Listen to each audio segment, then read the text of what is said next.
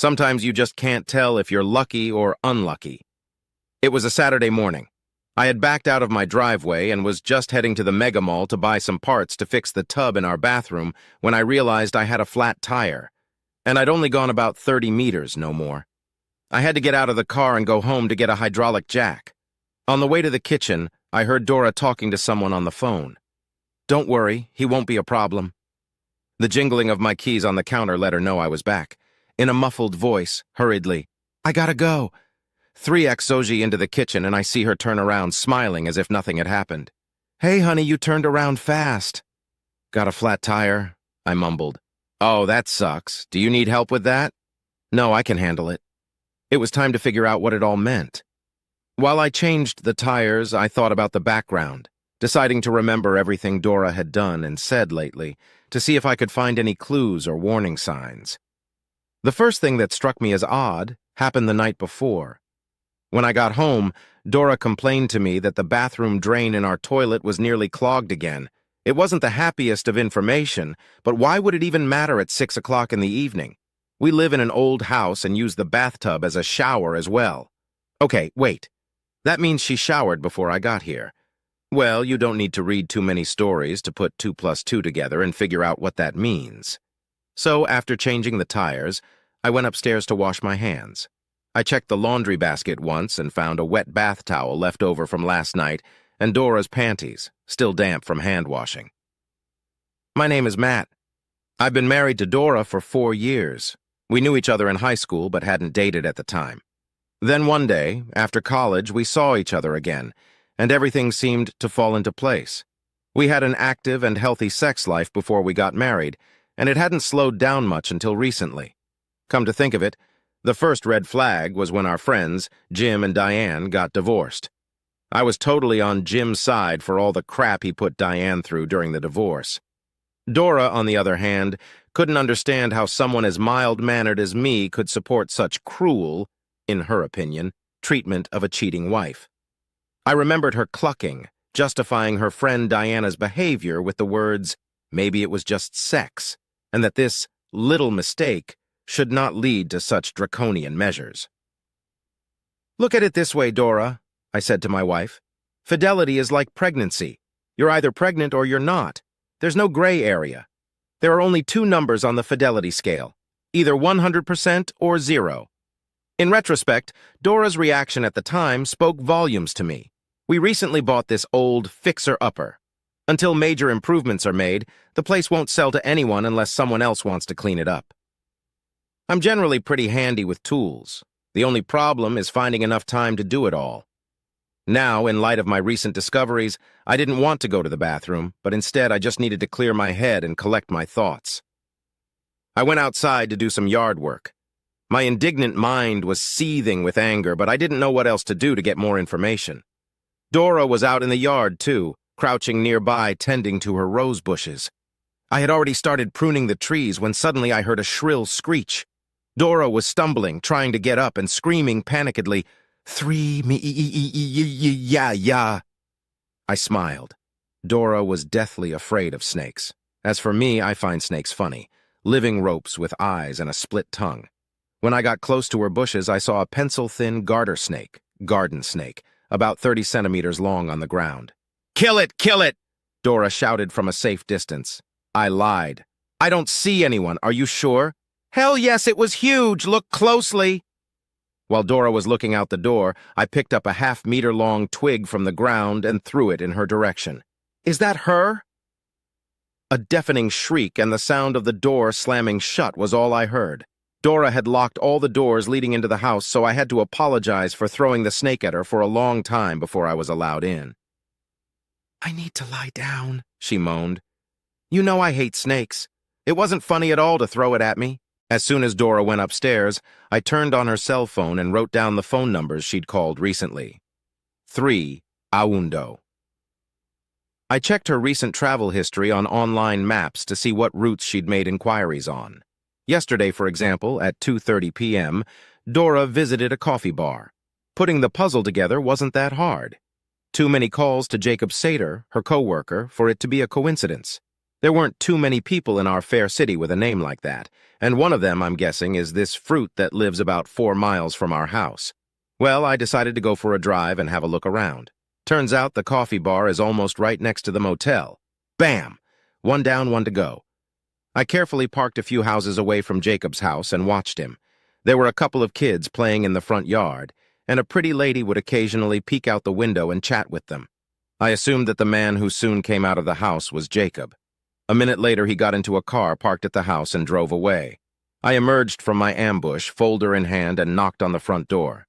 "Yes, can I help you?" The pretty lady owner had a nice voice, too. "Yes, ma'am, I'm updating the census information. Are you Mrs. Sater?" I asked in a businesslike manner. "Yes, I am." I opened the folder and made a note in my papers. "I'm sorry, I don't have your name. You have 2 children, don't you? How old are they?" "My name is Julie. My children are 5 and 7, she replied. Nodding and deep in thought, I scribbled some more. "And you're still married to Jacob Sater?" "Yes," she answered easily. Julie confirmed that Jacob was a manager at the same firm where I knew Dora worked. "Well, thank you. That's all I needed. Have a good day." I smiled as I slammed my folder shut and left the Sater's house. Julie, like me until recently, was apparently completely unaware of what her asshole husband and my whore wife were up to. By this time next week, things would be very different. I rejected Dora's attempts at sex on various pretexts, and she didn't seem to mind my lack of interest. At the same time, I tried to keep to my routine as much as I could. I had to use a disposable telephone to prepare my plan. I wanted to be absolutely sure that what I had so far only suspected had really happened. It would be more than embarrassing to burn the earth on the basis of erroneous assumptions. On Friday, I took the day off and followed Dora to her work. Setting myself up for a long wait, I spent the morning reading erotic stories about cheating wives on my cell phone. For some strange reason, stories in this genre have become my favorite at the moment.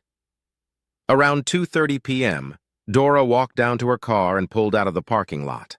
Following her, I kept a decent distance, almost certain that the road would soon lead us both to a familiar coffee bar. And indeed, after parking the parrot, Dora headed straight for the motel stairs.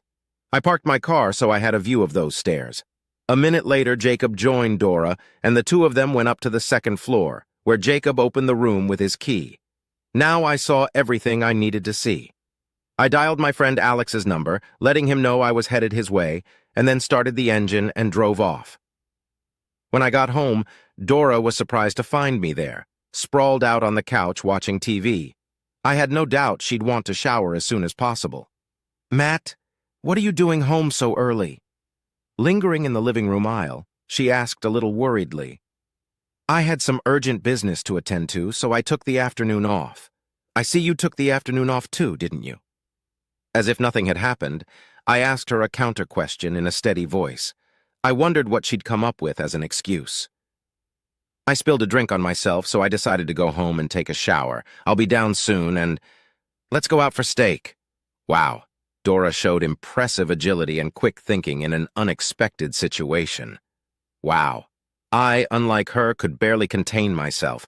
While I waited for Dora, I had removed the regular doorknob from the bathroom door and replaced it with one that could only be opened from the bedroom side. The door opened from the bedroom to the bathroom, and now, once inside, Dora would be stuck. In the bathroom itself, we had no window, only air conditioning. The door, however, like all the other doors in the old house, was a rather heavy wooden door. After a while, I tiptoed up the stairs and heard the bathroom door click shut. I pulled its handle from the outside to make sure it was locked. A few seconds later, there was a hysterical shriek.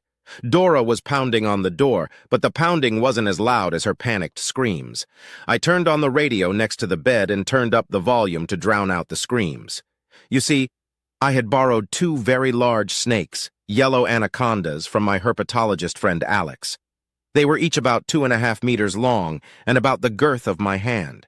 They were too big to slip under the door, so I put them in the tub and pulled back the curtain. Anacondas aren't poisonous, but when they get really hungry, they can attack. Alex feeds them well, so it'll be a few weeks before they're any more dangerous. "Matt, let me out, Matt, please let me out." The screams from the bathroom continued. "Maybe Jacob can help you. What's his number?" I went to the door and asked loudly, "Oh, oh God, I'm sorry, Matt. It was just sex. I love you. Please let me out." Followed by a squeal and a new round of screaming. Maybe the snakes were getting a little friendlier to Dora. Then I heard a terrible crashing sound. "Matt, fuck you. Open the door." "Honey, it's just snakes," I said reassuringly from behind the door. "But be careful. They're attracted to human fluids," I said in a slightly concerned tone of voice at the nonsense I'd just made up. "Oh, no, no." And then more rumbling noises. I think she's throwing whatever she can get her hands on at the scary, rustling snakes. "Honey, try not to fall asleep in there because that's when they eat and reproduce." I continued to spout nonsense. I heard sobbing from inside. "Matt, open the door. I'm sorry. Open the fucking door." "Calm down, honey. You better turn off the lights." Just in case, I added a few freshly invented facts. "They get aggressive in bright light. I'll come check on you in a few hours." For the next few hours, amidst the hysterical sobbing, the rumbling sounds of something crashing were heard now and then.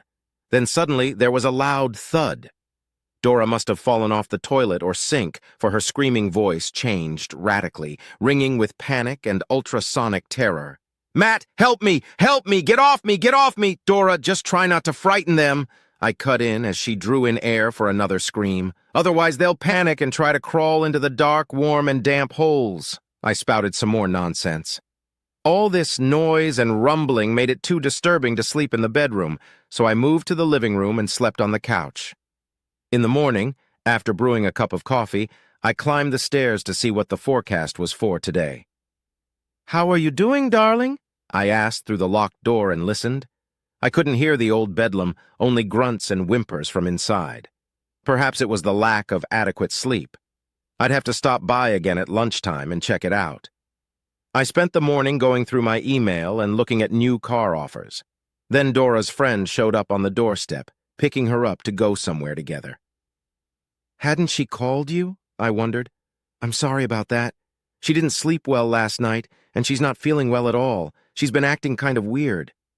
"I'll tell her you stopped by." Every once in a while I'd hear rumbling and screaming. She must have gotten a little hungry by now, too. "Did you finish your shower in there yet?" I knocked on the bathroom door. "I'm going out for a while to enjoy a nice juicy steak. Bring anything back from there for you?" In a very weak voice. "Please open the door. Please.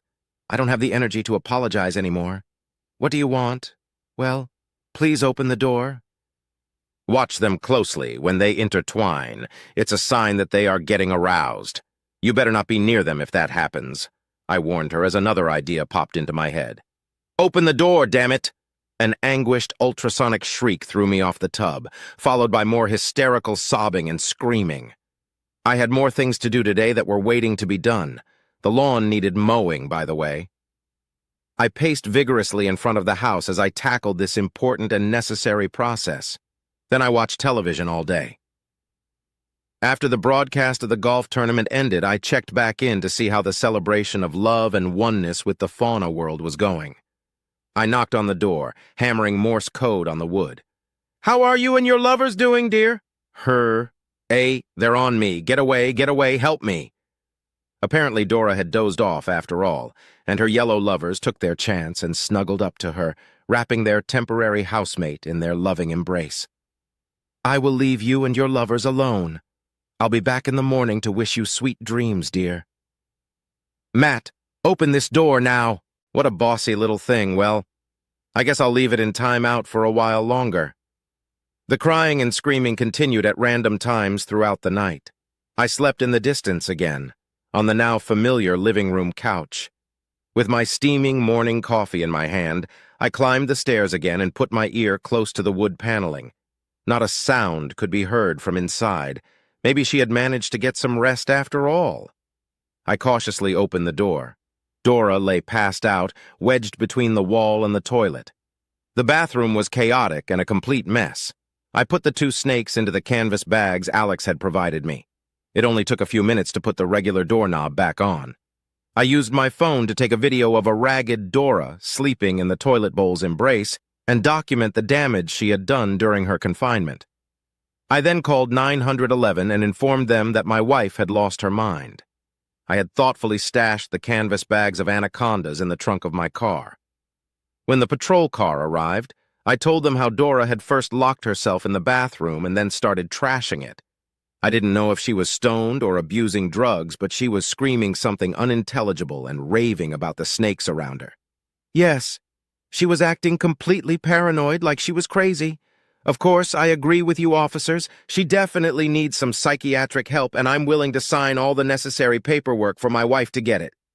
When they tried to move Dora out of the way, she started kicking and screaming, "Snakes! Get away from me!" and swung her arms wildly at the cops. It took the efforts of 2 burly officers to subdue her. As they took a collapsed Dora outside, they informed me that they would be taking her to the hospital for further observation. Before leaving, the cops took pictures of the upside-down bathroom, checked the lock on the door, jerked the knob back and forth, and searched for snakes without success. On the way to the hospital, I stopped by Alex's house. Both snakes, in my opinion, were not hurt in the slightest and seemed even quite squirmy after their adventures. I promised to treat Alex to a big steak for dinner. I think I deserved at least an Oscar nomination for supporting actor for my performance in the hospital. I couldn't have gotten more sympathy from the nurses and doctors. They assured me that my wife's case, although unusual, happens several times a year. I peered through the window inside the room and saw that the orderlies had Dora securely encased in a straitjacket. The sedatives should help her regain her composure over time. The doctors have convinced me to agree to keep her in observation for at least a week. I don't think it'll reflect well on her resume. The report that came back a week later wasn't too encouraging for Dora. Every time someone or something near her moved, she pounced on it and screamed.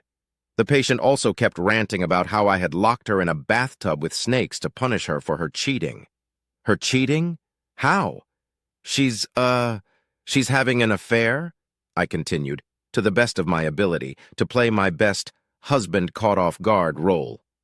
With someone she works with named Jacob, they told me. Shit, I need to sit down. I don't feel so good. So you think it's guilt that's got her off the rails? The brain is a very complex thing. It's hard to say what caused her to snap. They sympathetically handed me a glass of water. There were no snakes in there, so what's going to happen to her now? I asked her attending doctor. We have drawn up the necessary paperwork to keep your wife under observation for another 2 weeks, he replied. I called my lawyer and asked him to start divorce proceedings. He, in turn, has contacted Dora and Jacob's employer and is working on a settlement agreement. Jacob is a manager at their company and Dora is not, so they didn't have to mix their bodily fluids in the most outrageous way. While Dora is being treated for her nervous breakdown, she can't be served with divorce papers. No problem. They'll be waiting for her when the medical examiners do release Dora. She'll also have to find another job. I hear Julie has also declared it's hunting season on Jacob's former employer. By the way, Jacob, as I just found out, also went into the same hospital for a little while. Turns out he was bitten by a poisonous snake he found in his car. They had to amputate a few extra fingers. I bought a poster like this and put it up in my office. A snake may shed its skin, but it's still a snake. Remember that before you let certain people into your life.